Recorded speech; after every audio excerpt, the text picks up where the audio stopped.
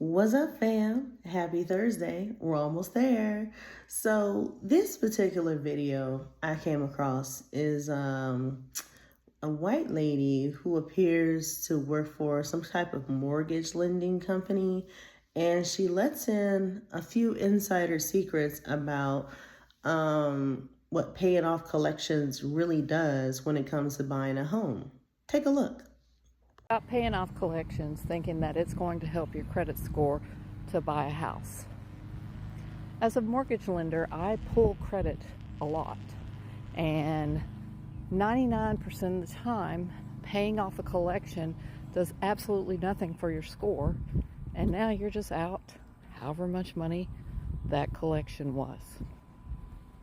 So I never recommend anybody to pay off a collection. This is what I recommend. If your credit score needs a little help, then you need to do one of two things. First, pay down your credit cards. If your credit cards are maxed out, that is going to hurt your score a lot more than a collection will. Two, if you don't have any credit cards, open a credit card. And when you do open your credit card, take a small subscription that you have, like ChatGPT or Netflix or Hulu, that you already pay out of your checking account every month, and instead hook that up to the credit card and then just pay that off every month. Don't use the credit card for anything else. Literally just have it for that subscription.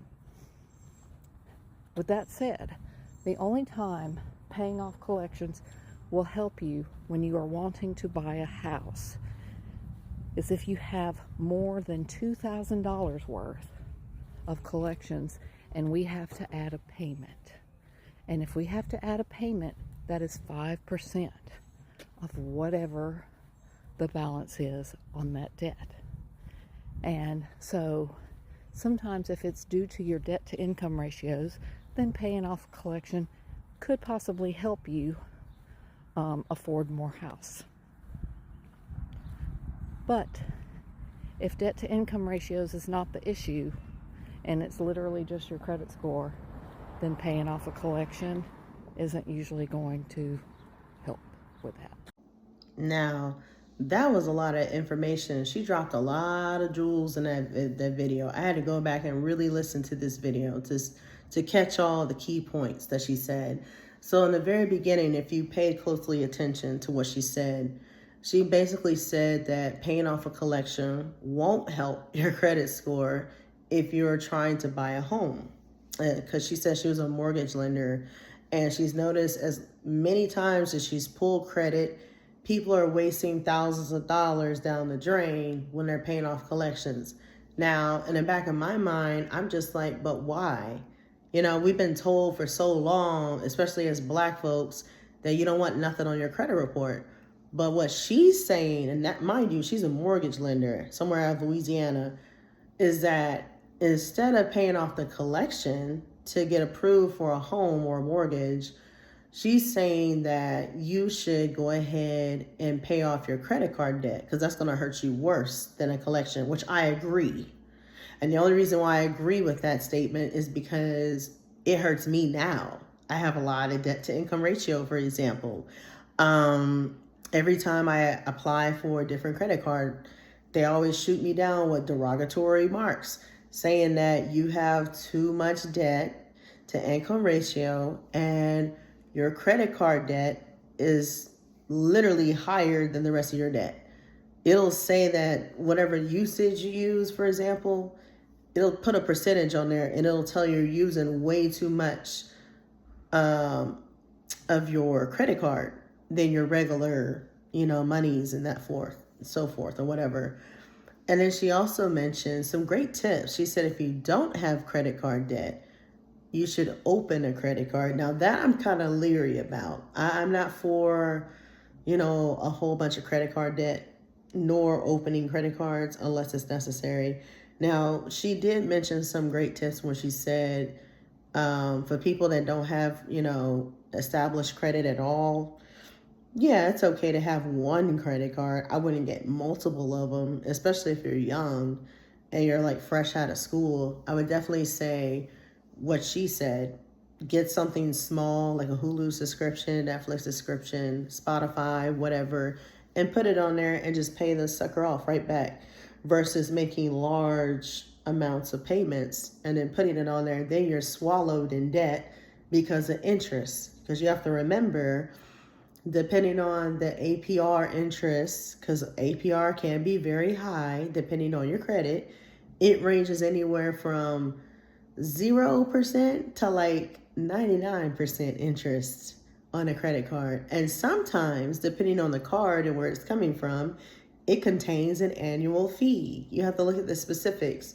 I know the worst one, in my opinion, is the highest one, is American Express. A lot of companies don't even accept American Express, especially if you're traveling abroad, like if you're going out overseas, out of the country. They don't even take American Express because of the credit card fees. They're so high. And then you have to think you have an annual fee of $99. So yeah, all those fancy gold cards or platinum cards, that don't mean diddly squat. Unless you have a business and it's like a business card, I would not suggest getting anything American Express. That's just me. I would say starting off, if you're fresh to like the credit, world and you don't know nothing about nothing, I would definitely say get what's called a secured card, which is like a credit card, but it has secured debt, which means you have a ceiling of about 200 to a minimum of like maybe 500 starting off, just to get you acclimated to using it. And then when they see that you constantly make payments on time and you're in good standing, then they elevate your income limit threshold little by little. It just depends how long you've been using that card. So yeah, I would definitely say something like Capital One, maybe something like Citibank. I can't even talk. Or maybe even I don't know, some other little card.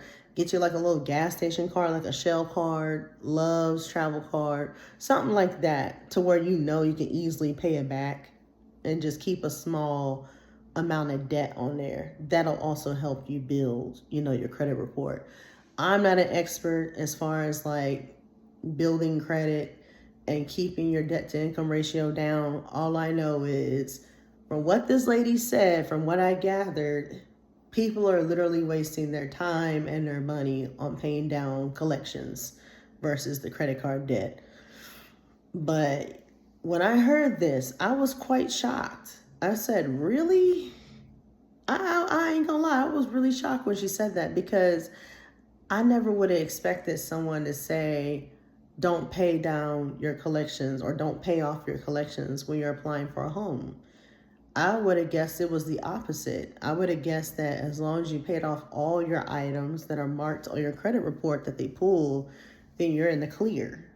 But apparently it's backwards. You have to make sure your, again, credit card debt, even your payday loans, if you have payday loan, make sure that's clear too, because they look at all of that.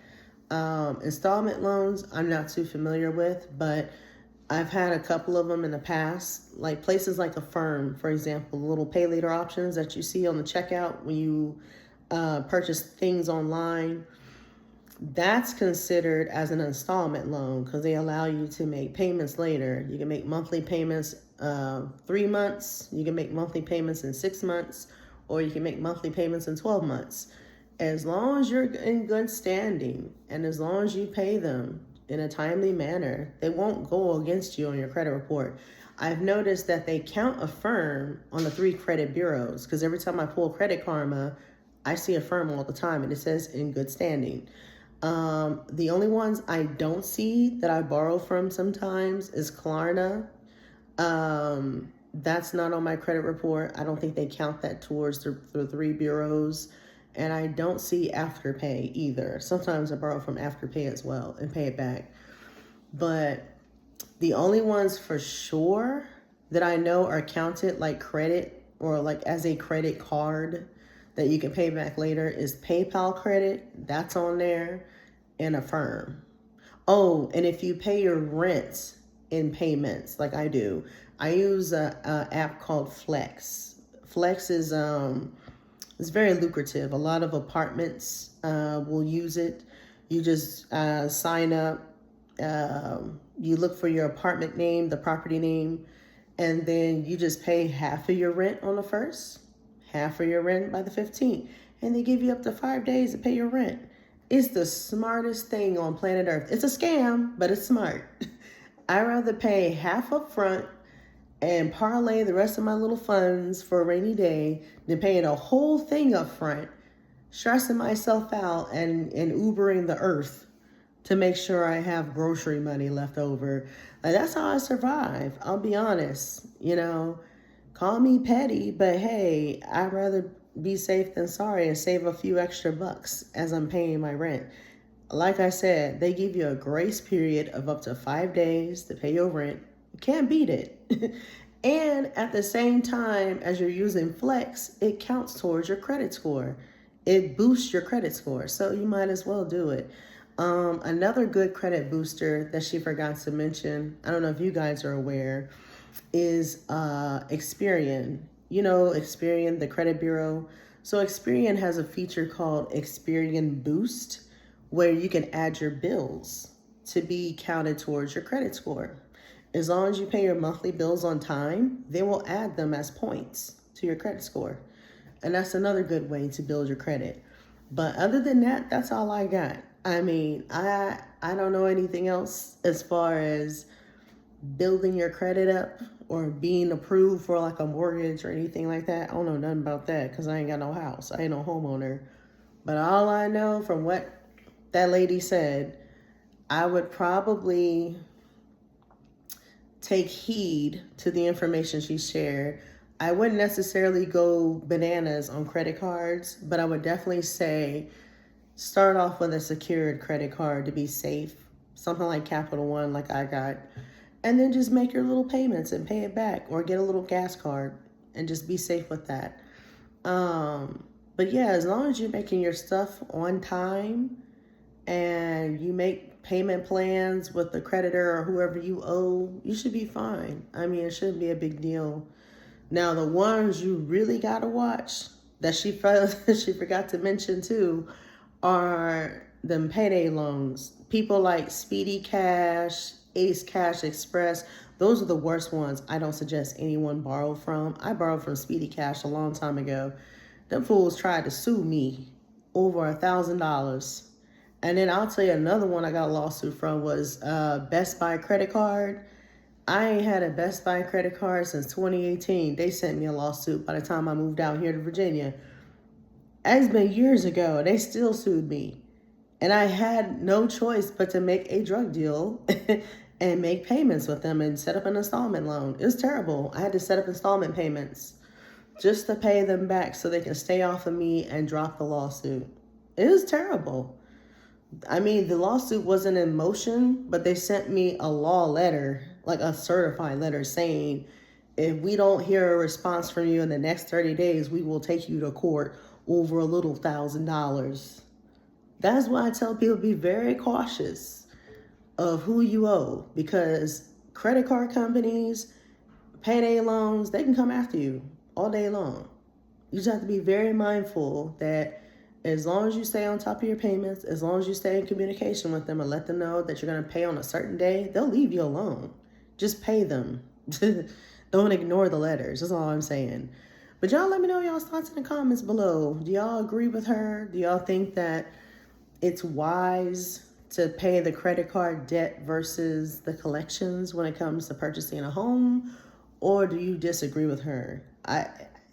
My opinion, I would say I disagree slightly, only because I've been told from time and time again, even by different mortgage lenders that I've spoken with before I consider buying a home, you have to have a clear credit report, whether if it's an installment loan, whether if it's a credit card debt, whether if it's a collection. The only thing I know for sure that they don't care about is medical. If you have like medical collection, medical debt, they don't care about that. It's the other stuff they care about. Auto debt, housing debt, credit card debt. They look at all of that stuff. Now, as far as school debt, like college loans, I don't know. I couldn't tell you about that. They might care, they may not care, I don't know. But if they see that you're in good standing and you're actively making payments on it, they might leave you alone. It just depends. But anyway, I'll holler at y'all.